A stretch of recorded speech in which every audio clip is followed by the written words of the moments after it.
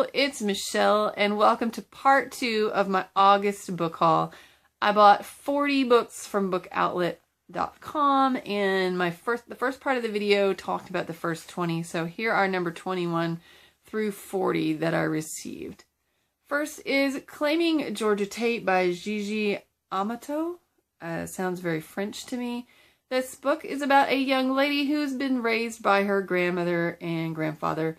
She never knew her mother, and what she has heard about her father, she doesn't want to know him.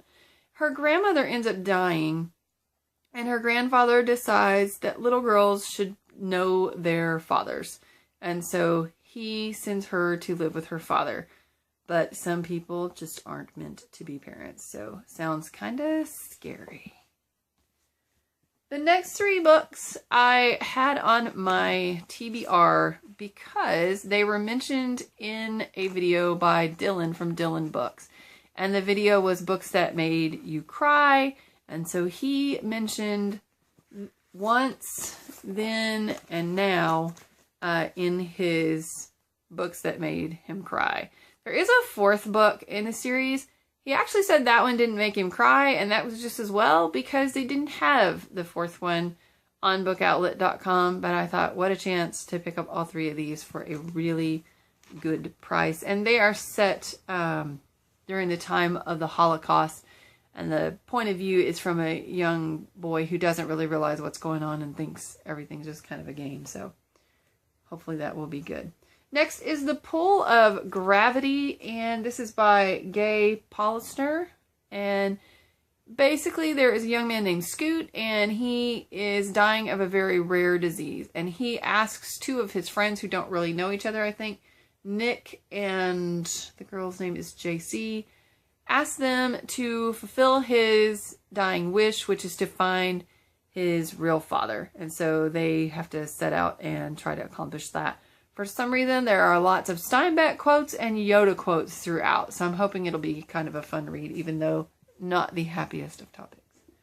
Next is Before, After, and Somebody in Between. This is by Janine Garcia. This is about a young girl who is starting the 10th grade, and on the very first day, the biggest bully in the school picks her to terrorize. All this young lady wants to do is play her cello and play it well. But her mom is not very cooperative. She goes from loser boyfriend to loser boyfriend to loser boyfriend. So they have just moved into the new loser boyfriend's small place, and she can't really practice there. A couple finds out about her situation, and it sounds like they take her in, but it may not be as happy as she thinks it's going to be. So interested to find out how that one goes.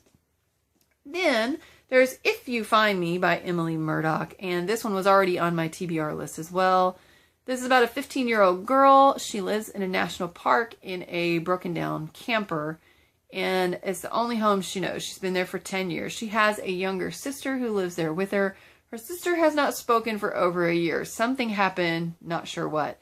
The mother is mentally ill, and she's kind of in and out of the picture, and after she's been gone for a while, finally, 2 people show up. I'm assuming they're social workers. And all of a sudden, the 2 sisters are trying to integrate into normal life and figure out why their mother kidnapped them 10 years ago and how to appear normal and how to survive through all of this. Sounds pretty intriguing.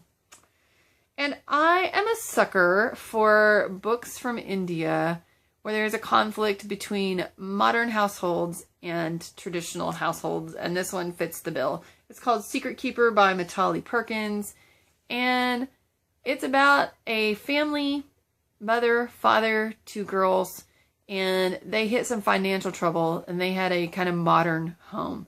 So the father ends up going to America to try to establish himself there and bring the family over, and the mother and the 2 daughters go to live with their uncle. The mother's, I believe it's the mother's brother. Yes, that would be uncle.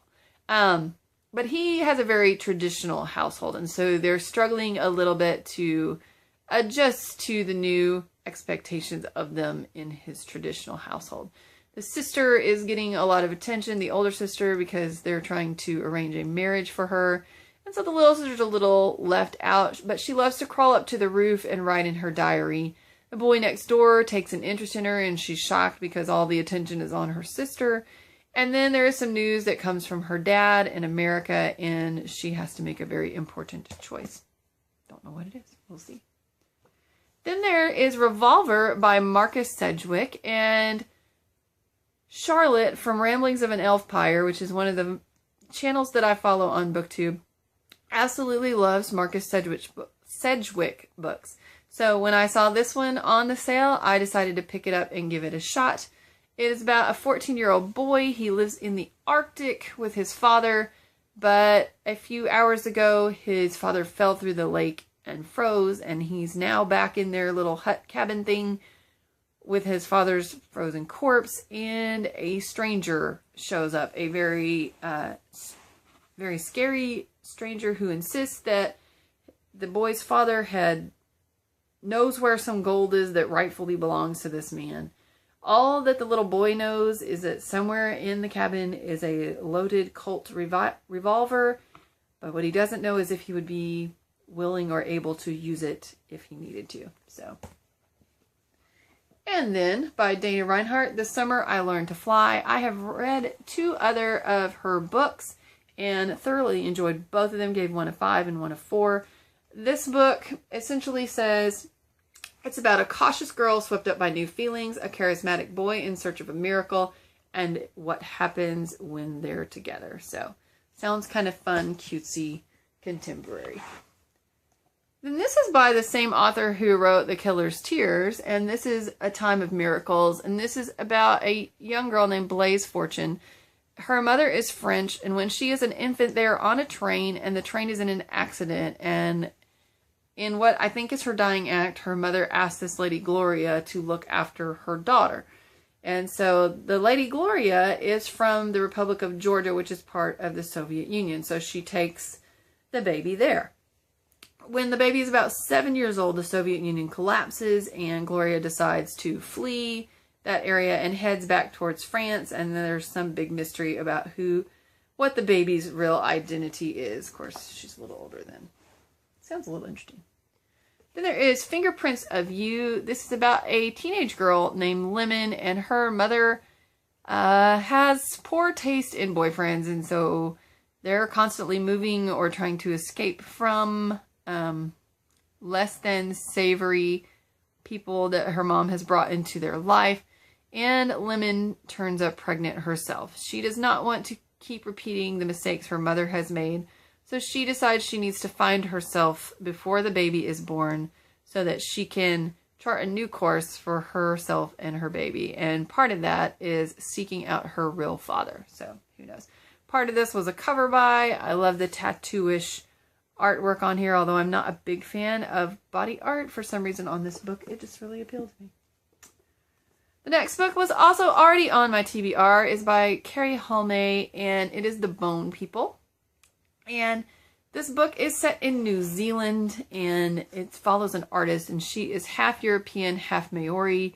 She finds a young boy who can't speak, and he tries to steal from her, but then he ends up giving her his most precious possession. Somehow she ends up meeting his foster father, who is Maori, and their lives intertwine from there. So kind of interesting to see how that one will play out. Then there is Saving Sky. This is about a young lady. She lives on a sort of secluded rural area in New Mexico, and this is sort of dystopian. There are lots of terrorist attacks taking place in the United States every day, lots of arrests. And sometimes they're not the fairest arrests in the world. When her friend Kareem ends up on a list to be arrested, she has to kind of come out of her little protected bubble and start addressing what's going on in the world. Looks like it'd be a pretty quick read. It's a very thin book and looks like it'd be pretty fast. So kind of interesting to see how that one plays out. Then there is All the Earth Thrown to the Sky by Joe R. Lansdale, and this takes place in Oklahoma. I can't tell what time frame it takes place in, but this young man's parents are both dead. His mother died of a disease, and then his father died of a broken heart shortly thereafter. There's a dust bowl. Nothing is growing in Oklahoma at this time. And a friend of his from school, Jane, shows up with her little brother. And they say they know how to get a hold of a car that they can use to take to Texas, which is supposed to be better.